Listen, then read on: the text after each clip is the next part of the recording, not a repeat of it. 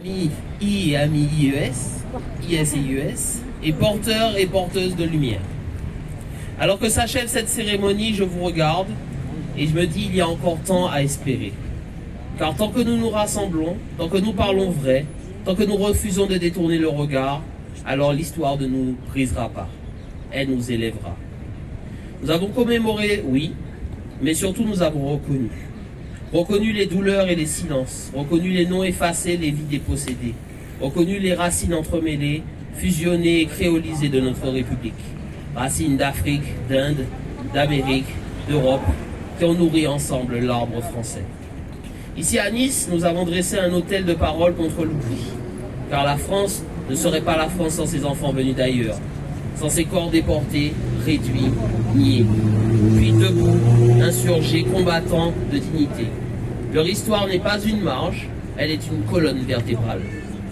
Et si nous sommes là aujourd'hui, ce n'est pas pour caresser la mémoire, mais pour l'aiguiser, pour en faire une arme contre les discriminations qui gangrènent nos quartiers, nos écoles, nos administrations, contre le discours qui oppose, qui stigmatise, qui nie encore la pleine égalité des citoyens.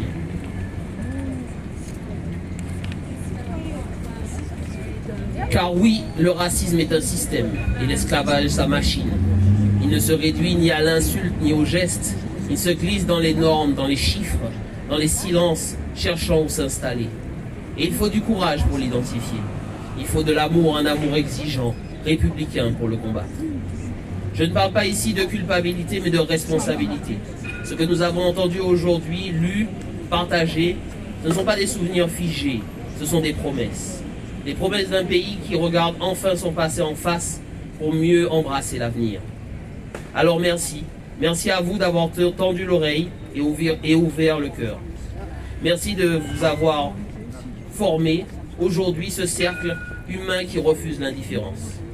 Merci à vous d'avoir affirmé en acte que la fraternité ne se négocie pas. En quittant ce lieu, emportons non seulement les mots, mais aussi l'élan. Que cette mémoire et que cette cérémonie ne soit pas un point final, mais une étincelle. Je souhaite que cette cérémonie se renouvelle chaque année à même date et qu'elle constitue un marqueur fort et noble pour nos communautés. Martiniquais, Guadeloupéens, Guyanais, Réunionnais et bien sûr Niçois.